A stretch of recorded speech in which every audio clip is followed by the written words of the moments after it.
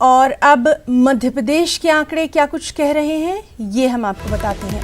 मध्य प्रदेश में कोरोना मरीजों की तादाद 10,000 तक जा पहुंची है। सूबे में कोरोना मरीजों की तादाद 9,982 हो गई है। इस सब के बीच में सबसे अहम खबर है कि एमपी में कोरोना से अब तक 420 लोगों की मौत हो चुकी है और कोरोना से अब तक 6,662 लोग सेहतयाब भी हुए हैं। तो मध्य प्रदेश में क्या कुछ कोरोना के आंकड़े हैं वो आपको बता रहे हैं। 10,000 के करीब आदादोशुमार पहुंच चुके हैं। कोरोना मरीजों की तादाद 9,982 बताई जा रही है। अब तक 420 लोगों की मौत हुई है। और चलिए सीधे रुख करेंगे भोपाल का, जहां इस वक्त मौजूद है हमारे साथी मेहताब आलम।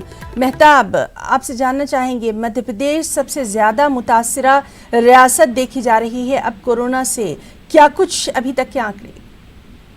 यकीनी तौर पर है ना, जिस तरह से अनलॉक 1 में मरीजों की तादाद में इजाफा होता जा रहा है, उससे जहां पर लोगों को रियायत मिली है वहीं पर मरीजों की तादाद में इजाफा देखते हुए कल वज़ीर आला शिवराज सिंह ने कहा था कि मध्य प्रदेश में हम जो है 85,000 बेड का इंतजाम कर रहे हैं।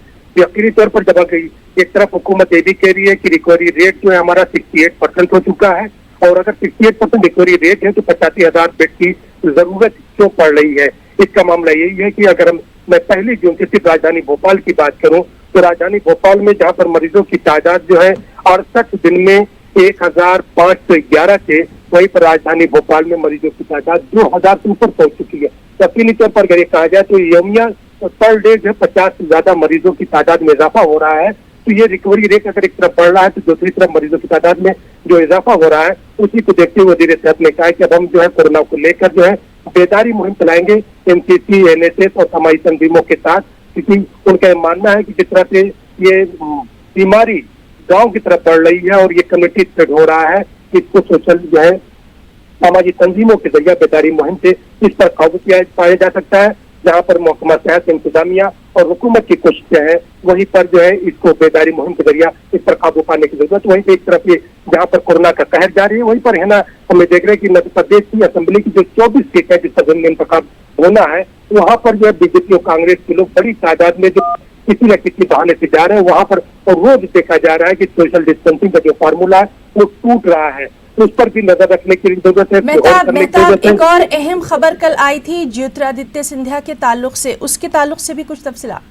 जी, सिंधिया के ताल्लुक से जो खबर आई कि उनकी माँ और वो दोनों लोग जो है दिल्ली के हॉस्पिटल में एडमिट हैं, और ये अभी तक रिपोर्ट ये चुके माधव राजन नहीं थी, लेकिन जो उनके सिम्टम बताए जा रहे हैं उसमें कोरोना पॉजिटिव के सिम्टम बताए जा रहे हैं।